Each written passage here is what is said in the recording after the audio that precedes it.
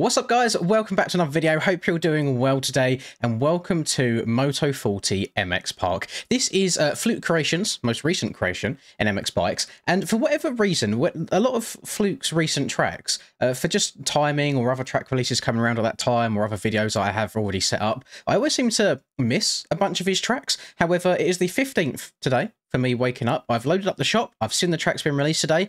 There are no excuses. We are going to be playing this one today, and I'm expecting some really good things. Flying around, visually, the track looks really good, and I think that's something that Fluke has improved on quite a lot over the last year or so. And flow-wise, apparently we can do all of the jumps and everything around all these tracks on a 125 all the way up to a 450. I'm going to be riding the 450 stakes. I'm in a little bit of like a grind mode at the moment because I still have the red plate barely by 1 point in the aerial championship. So I just want to get all of that muscle memory going on the KTM 450, and hopefully we can get some more of that here today. Now, this is more of a compound than anything. It's based off a real-life track that Fluke used to ride on, and apparently it closed back on the back end of 2022.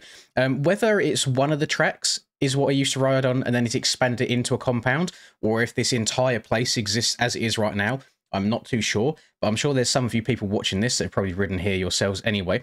So we have a pit bike track for track number 1. We have a amateur motocross track for track number 2. We've got a professional motocross track for track number 3, and then we've got a supercross track over in the distance as well. And it's going to be nice doing some supercross. It's been a hot minute since I've been able to spin some laps, really. So we're going to do a couple laps of each and every one, barring maybe the pit bike one. Usually that's like just a little accessory for me, but I'll definitely be covering these 3 here, and we'll probably start on the motocross track and then work our way out from that point. But without further ado, I hope you enjoy the video. Grab a snack, get off the toilet maybe, wake up, get out of bed, and let's spin some laps. Right, let's have a look-see, shall we, and see what this is all about. Now, I will be honest, after all of my raging on Friday that just went at Redbud and not being pleased with myself and how I played the game, the last 2 days I've spent maybe an hour or so a day just riding around different aerial tracks, but without the goal of trying to go as fast as possible, but taking a different line every single lap and just making sure that I don't crash in that line. So I feel like I get very stuck in my ways, very fixed into the one line that I practiced in testing or qualifying. And the ability to kind of switch between ruts throughout the course of a moto and move out of the rough stuff and get into a line that hasn't been used quite as much for the sake of trying to be more consistent and staying on the bike, I think is a skill that I definitely need to improve upon a lot more.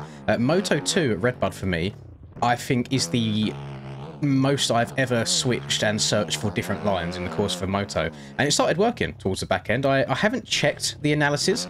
Obviously I can only go based on how I was feeling in the moto and like the time that was being gained on the max HUD on the left hand side. I believe I was the fastest person on the track in the back end of Moto 2, and I believe that's solely just from taking different lines that not everybody else had been in. There was a couple of sections, for example, like the first, I think, 3 corners after the finish line.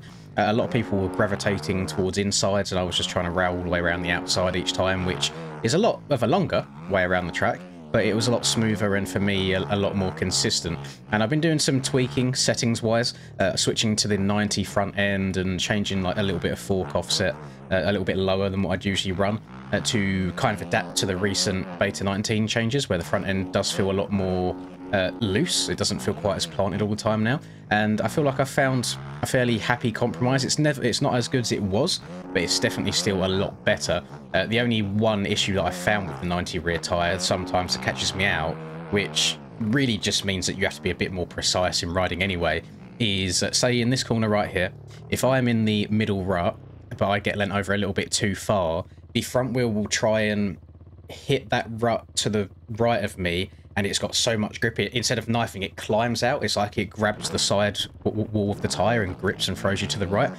So it's kind of a toss-up at the moment between the 80 and the 90. I feel like the 80 will just tuck the front and you'll crash because it's tucked from lack of traction, but then the 90, you'll crash from too much traction. So it's can we get an 85 tire? I know it doesn't exist, but can we get an 85 tire, please, OEM team? I'd be very grateful for that.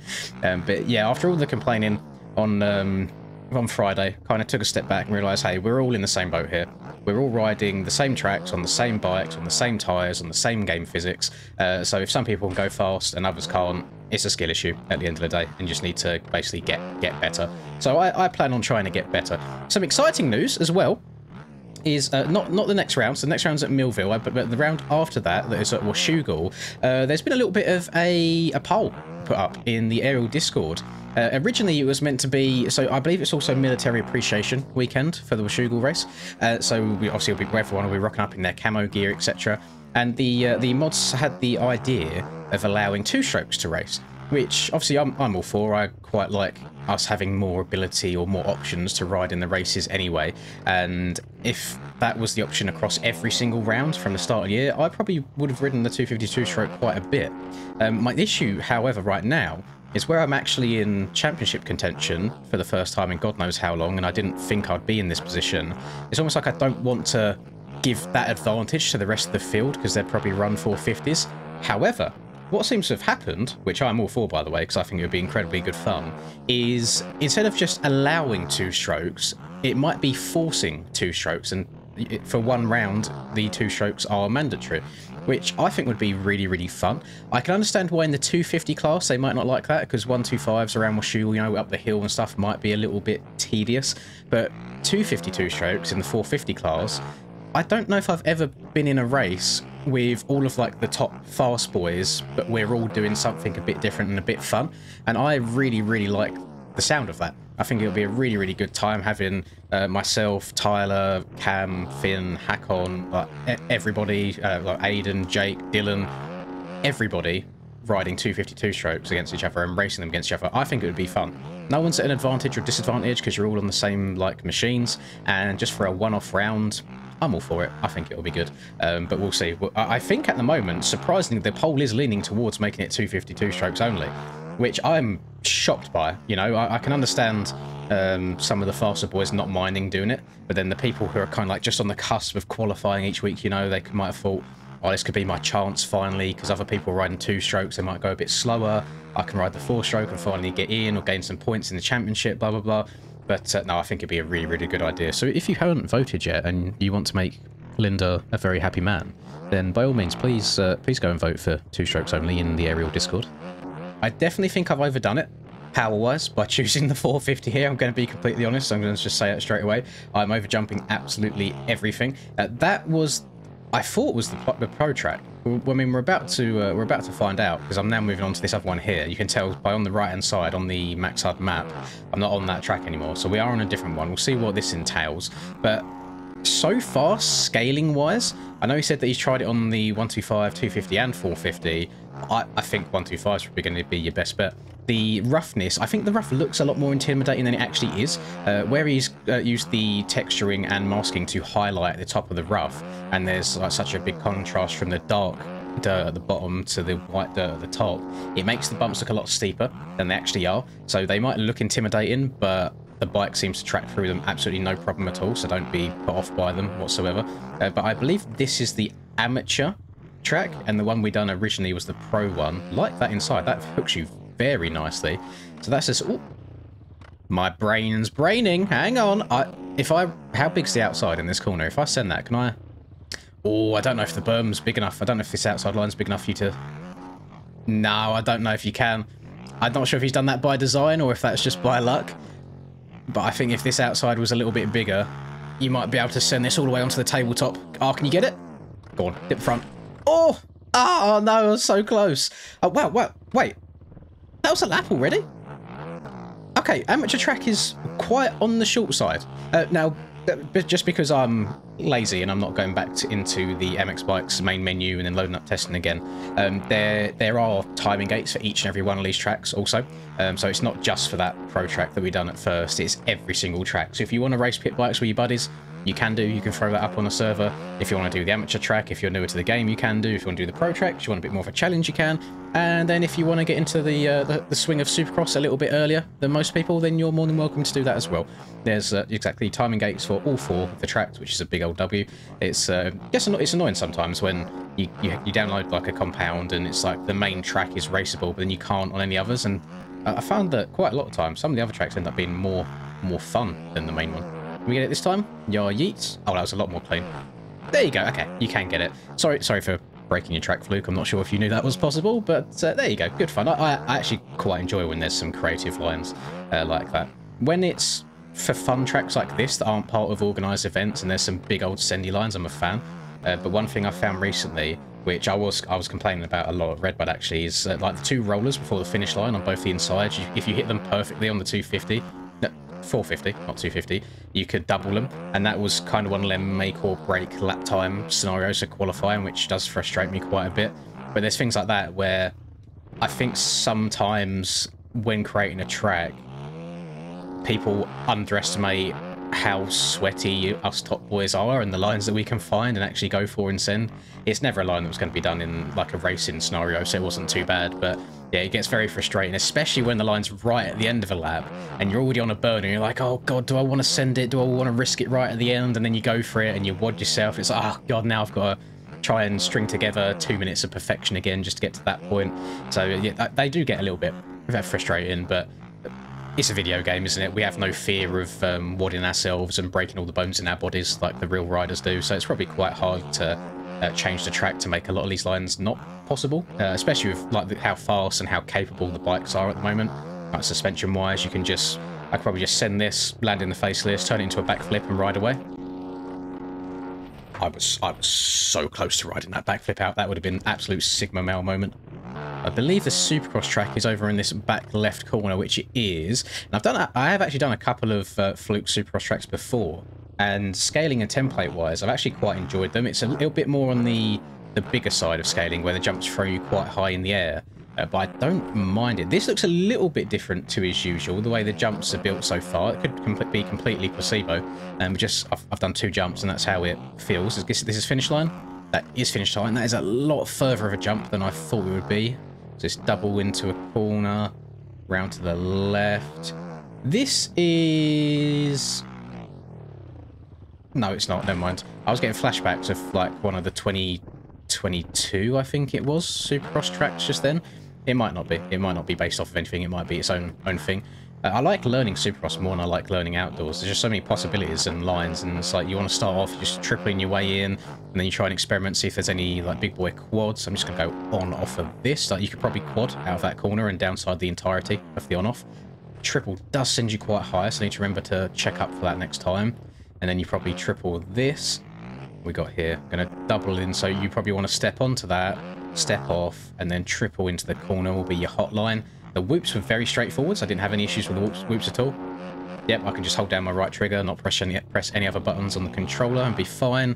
Send the finish line a little bit more because it kind of sends you more forwards than upwards.